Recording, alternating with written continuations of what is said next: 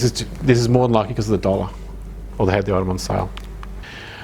So, how to find any eBay seller's top selling items in any country. So, for those who've done the dropship course, I know it's from column C, but for those who haven't, all you do is you go to Advanced on here on eBay, to the right of the search box on any page in eBay it says Advanced. Go there, click by seller, put the name of the seller in there. This can be any eBay seller at all on the planet, in all 37 different countries that eBay is in. You can look inside any business. When you think about it, how powerful that is, what other business, bricks and mortar business, can you look inside and find their top selling items? Yep. Yeah, exactly. You can't go to the Chinese restaurant across the road and say, hey guys, what's your top selling products? They're not going to tell you. But with eBay, we can look inside any business. So you put the name of the seller there, bingo. And then it shows you all the items they've got listed. This seller's got 122 items listed today. And then you go the next step, click sold listings, bingo, now you can see every item they sold in the last 90 days. eBay will show you 90 days. If you want to go back further, like say to 365 days, you can use a program called TerraPeak. For those who don't know what TerraPeak is, TerraPeak was it was started by two Canadian brothers, and eBay bought it last year. eBay owns it now.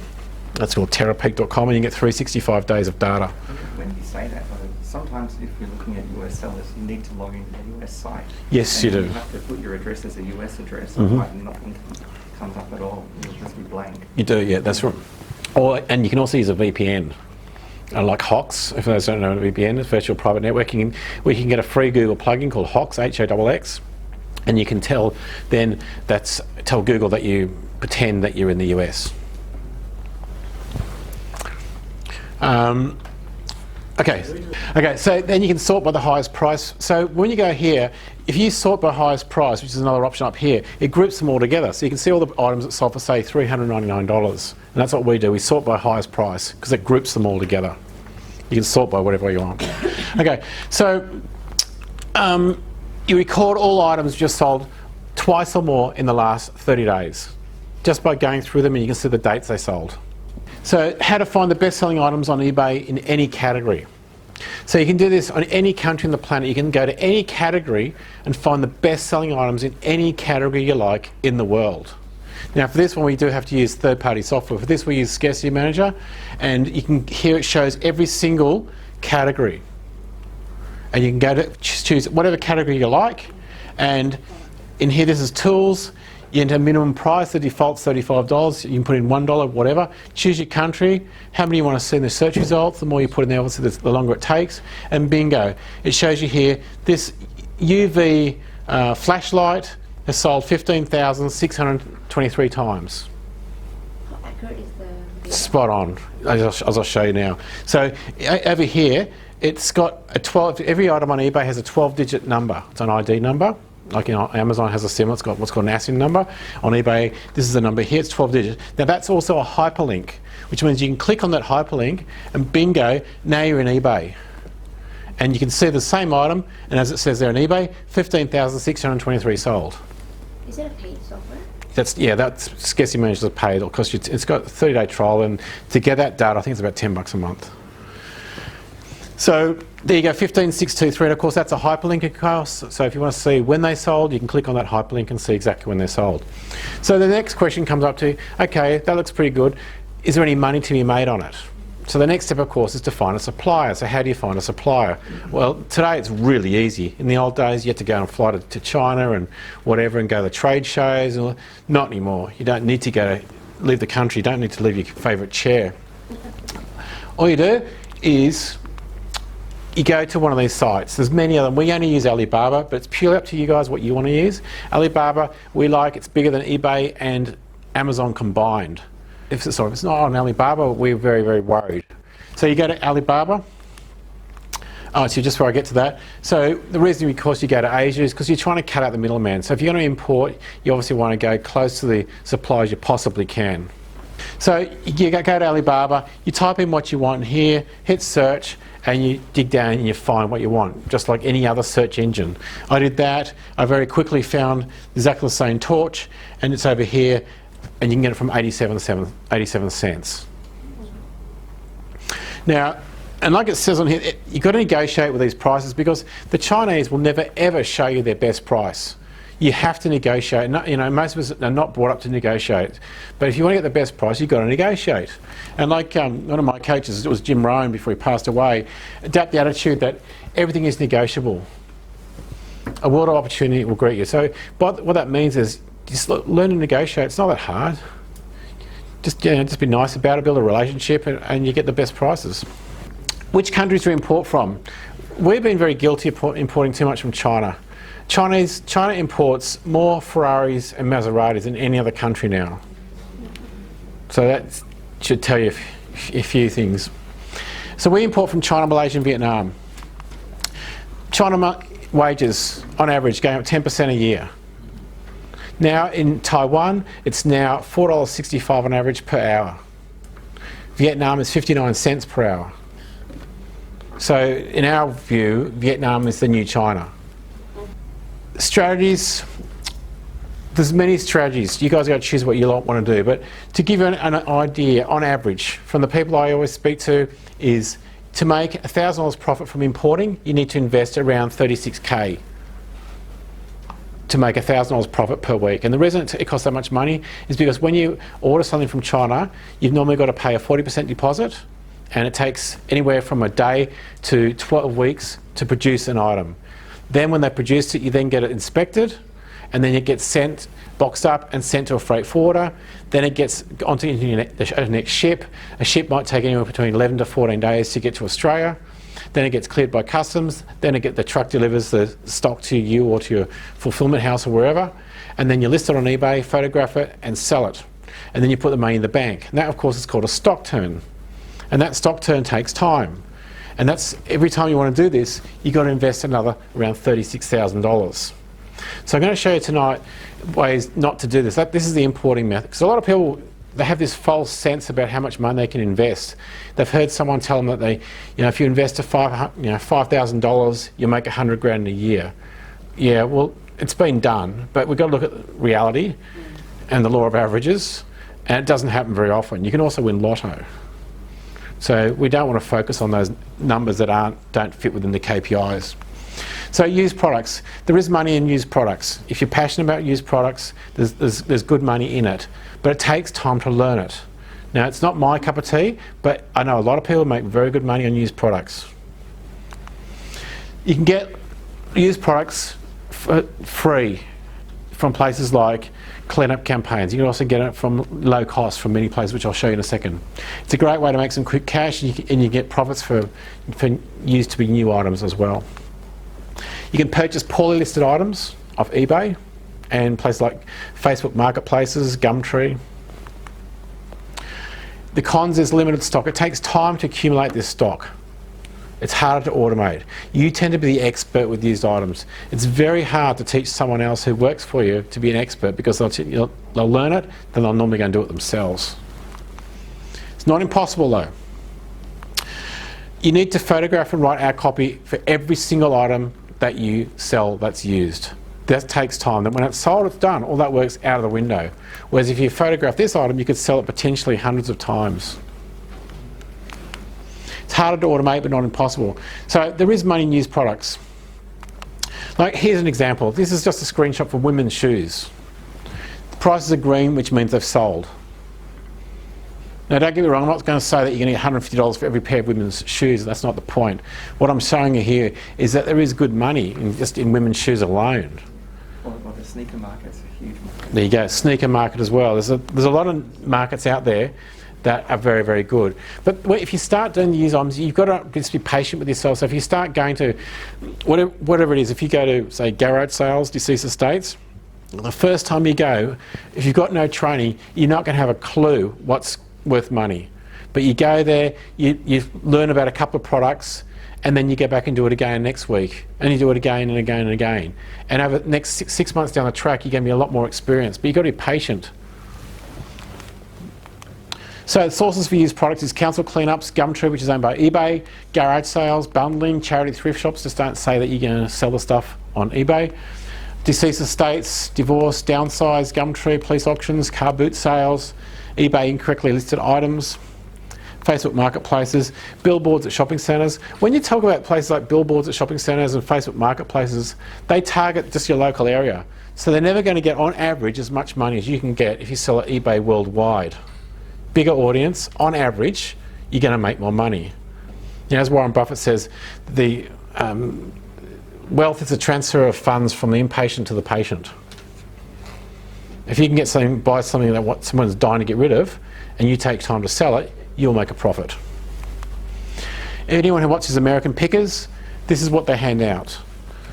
And if you want to do second-hand stuff from garage sales, if you just learn this stuff only, which will take you obviously quite a bit of time, you can start making very good money. You can do the same stuff, obviously not guns, because it's American, but if you just focus on just this stuff, you can make very good money, but it takes time to learn it.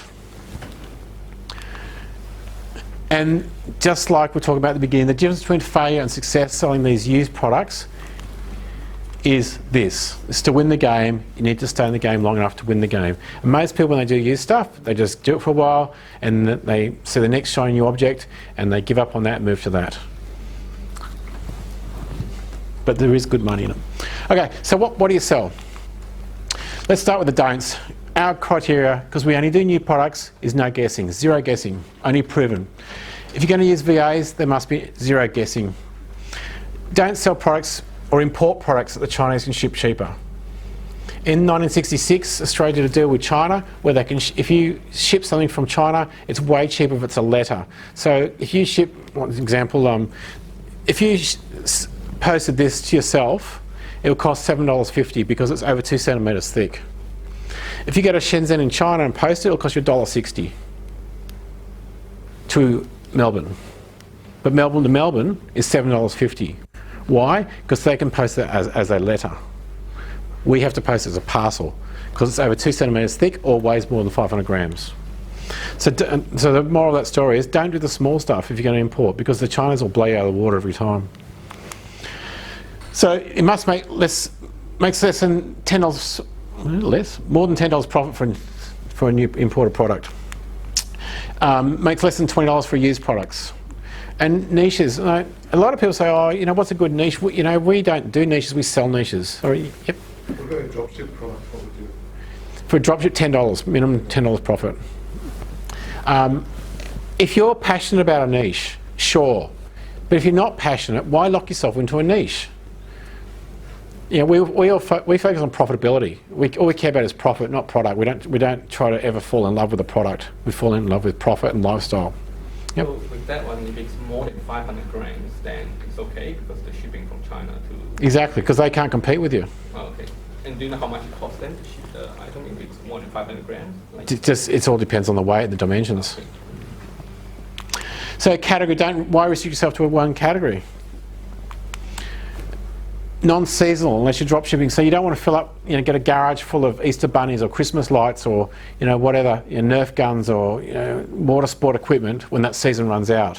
Just like you don't want to, sell iPhone X cases and all of a sudden the next iPhone comes out, unless you're drop shipping. Now, for those who don't understand what drop shipping is when you list an item on eBay and then it sells, you get paid. And then after you've been paid, you then order it from the supplier and the supplier ships it direct to your customer. That's what dropshipping is. So because of that, you don't hold stock. So you can do seasonal items. You can sell Easter bunnies as long as you want because when Easter's finished, you don't have any spare stock lying around. Whereas if you import, of course, you've got to try to call it spot on so you run out of stock on exactly when Easter finishes. Same with Christmas lights, etc. Is everyone clear what dropshipping means? What are the cons of dropshipping? I'll get to that. Non-seasonal and dropshipping. Okay, so no trends or fads. Talked about that. Now with eBay, the first over item sold on eBay by Pierre Amidar, who's the founder of eBay, was a broken laser pointer.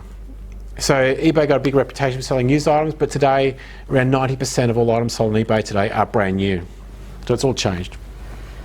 So narrowing it down, new, you got to choose what you guys want to do. New, used, purchase locally from retailers, purchase locally from wholesalers, import, picking, flipping, like picking from like garage sales. Flipping means buying and reselling straight away.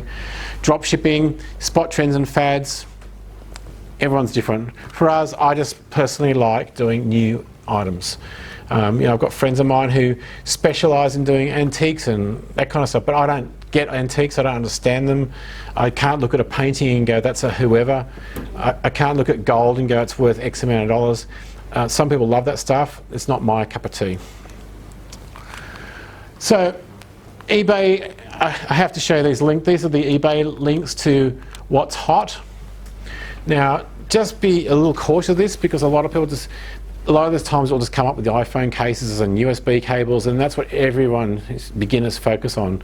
Instead of doing that, do things that are a bit different. For instance, Kmart as an example, shows you what's popular. And what's happened here is, there's, in the industry, majority of websites are written in a language called PHP. And everyone's been forced to upgrade their websites to the latest PHP for security reasons. We have as well. We spent a fortune over the last 4 months, like I'm talking, and because of all the security. And everyone else has been the same boat, who's got this for PHP. But what it's forced people to do now is to have these websites that show what's popular and also what's in stock. And that's really good news for dropshippers. So more and more of these sites are coming online. So you can now go to places like Kmart and click on there. Bingo, you can see exactly what the hottest selling items are in Kmart. And you can do it with so many other companies. Super Cheap Auto, Myers, you name them. You can also use companies like Pinterest. For instance, you put in heart rate monitor, it will show the hottest heart rate monitor there is today. So whatever keyword you use, it will show the hottest ones that get the most traffic. Pinterest, you just put in the keywords, hot heart rate monitor, hot heart rate monitor reviews, best heart rate monitor for sale. You can do the same with things in like Google, merchant words, as I'll show you in a minute. It shows the hottest keywords, what's getting the most traffic. Google Ad Planner is free. Google Ad Planner is owned by Google, of course, and it'll show the hottest keywords. So you can type in things like, PowerPoint presentation tool, it'll show you the hottest keywords around that. Use best in reviews. So if you're putting like best heart rate monitor reviews, it will show you the hottest keywords. Same with merchant words, will also do the same thing, but it's a paid service. Google is not. You don't have to pay, it's free. Google Trends is also free. You can put in there like heart rate monitor, and it will show you a line of all the traffic, and that's awesome. Because what you want to try to avoid, unless you're highly skilled, is anything that's got a spike. In the industry, it's called the bigger the party, the bigger the hangover. So anything in life which goes up as a high spike, we all know what's going to happen next. Right? We don't have to be a genius to know that. Home prices do this. What's next? Exactly. iPhone X comes out, and we all know what happens next. So things like this, awesome. It's just going to keep on going. Yep. I call it evergreen. Yeah, evergreen, exactly, yeah. We could call it flatlining, but probably bad for the heart rate monitor, but anyway.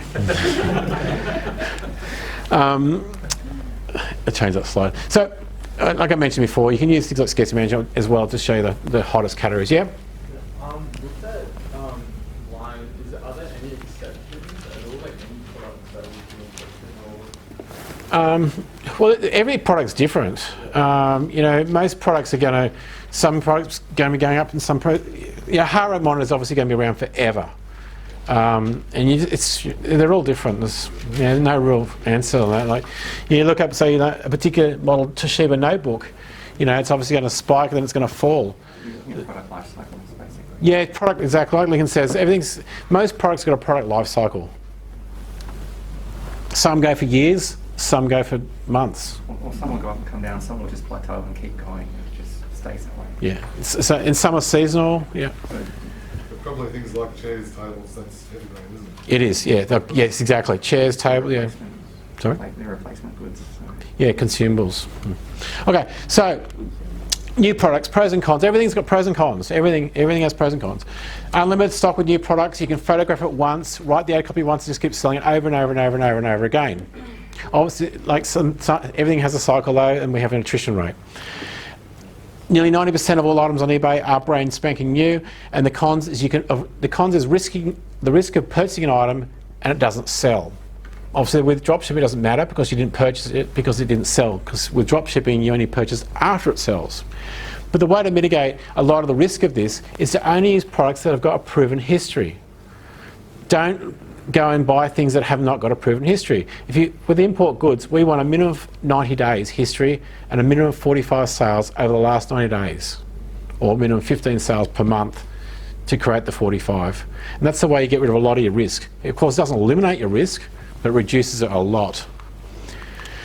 So our import criteria is this. We want a minimum of 35% profit after all expenses. We want an absolute minimum 15 sales per month for the last 90 days. We want a sell price of greater than $20. A minimum profit of $10. And we don't want to do any brand names unless we 110% verify they are not a rip-off. Because everyone knows about, like China, Gucci handbags and Rolex watches, but it goes much deeper than that. You can literally buy things like Logitech products that look identical in Logitech boxes that are rip-offs. If the price is radically cheaper than it should be, bells and whistles should go off. But you always get things like this verified by someone who's certified to verify. And if you go to like Alibaba, you can get plenty of people on there who can verify the authenticity of any product. It's not very expensive. So we're minimum 90 days proven history, no trends or fads for importing. Okay, so we talked about what's your Holy Grail, or what the majority of people's Holy Grail of a home business was at the beginning. And it's something I've been monitoring for over 20 years, trying to always find the best kind of home business that provides a lifestyle. And I really today believe what it is dropshipping. This wasn't on the table 4 years ago because we always had the big risk of overselling products. And I'm going to show you what's changed. So dropshipping, another way of looking at it, it's called virtual inventory. So we have virtual staff. So in other words, the staff work in, say, the Philippines virtually from their homes. That's your virtual assistants, your virtual staff. Virtual inventories is when you use other companies' inventory. And it's used a lot, more and more in the industry today. Like, what's an example? The Iconic, which is a bricks and mortar store. They do a lot of drop shipping these days. So instead of getting another warehouse, they sell items, and then when they sell, they have their suppliers ship the item direct to the buyer. And that's called a virtual inventory. And it's much cheaper because you don't have to buy all that stock. You don't have to get a warehouse. You don't have to have staff to run your warehouse. You don't have to buy forklifts, it's racking, insurances, all the stuff that goes with running a warehouse. None of it. So as you get bigger, your suppliers work harder, not you. They're the ones that do all the picking and packing and shipping, not you. So drop shipping, there's no capital required, which is obviously a huge barrier for so many people. When we started off, we did so many different creative ways of funding. I won't go into them, but we had to find all different ways to try to fund buying containers. And containers used to cost us, when we started, we start off with cheap products, and a cheap container would be around about 10 to 12 grand. So if I had some like, kids riding cars, it'd be 10 to 12 grand. But other containers would cost us close to 100 grand for a 20-foot container, because it all depends on what's known in the industry as density. So if you fill a container up with these, and they cost you $50 a pop, and it's in a box this big, it's obviously going to cost you a lot of money to fill a 20-foot container. But if you've got like kayaks, which might cost you, $150 each, 20 kayaks and your container's full. So, dropshipping, you can build a business in 37 different countries. We've built them and sold them all over the planet. We've done them in many times Australia, where we sold them off, US, Canada, Ireland, UK, Spain and South Africa. South Africa wasn't eBay, it was Biz Buy Sell, but very similar. You can do exactly the same thing. You've got unlimited products to list. More and more suppliers are using these dynamic websites. With dynamic website means it's a website that shows if they have inventory. And they didn't exist. 4 years ago, there was hardly any websites that did that. Using inventory checking. So today we have software which you can go and check supplier inventory, and if they run out, it makes your eBay listing go to 0. Which is just, that wasn't on the cards only like 4 years ago. 3 years ago, that wasn't on the cards. They couldn't do it. Now we can use programs like scarcity management, will automatically check your suppliers, runs out of stock, your eBay listing goes to 0. So you can sell off these businesses. So you can sell off if you've got, say, pet items, like I mentioned before, you can take all your pet items off and sell them off. There's a huge demand. So what's changed with dropshipping? More suppliers. This is what changed the rules. Yep.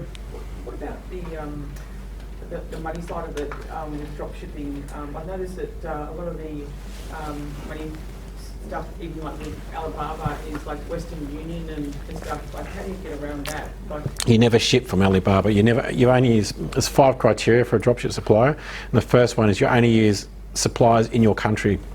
So if you're building a business in Australia, you only use Australian suppliers. If you're building a business in the US, you only use US suppliers. Never ever use overseas suppliers.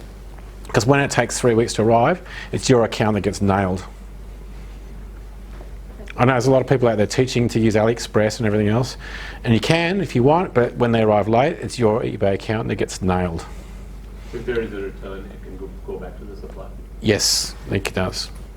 So, because the things get delayed, you know, customs in China gets delayed, customs in Australia gets delayed, volcanic ash, you name it, all these things happen, and it's next thing you know, it's 3 weeks to arrive customer, and they get irate, leave you negative feedback. So, next thing is automatic supplier inventory checking connected to eBay is the other big game changer. So now you can fully automate, you don't have to sit there yourself and continually check your supplier's inventory. So dropshipping pros and cons. Positive cash flow. Get started as soon as you have a template and logo. And you get a logo done for $5 and you can get a template done for less than $100. In fact, you can get them done from $25 at places like Fiverr.com, which is Fiverr.com. So you've got those 2 things, you're up and running. You've got unlimited products. You've got thousands and thousands and thousands of products you can list all over the planet. There's no packing, no warehousing, easier to automate. You can run it literally from anywhere, and you can build and sell dropship businesses in all 37 different countries. Cons.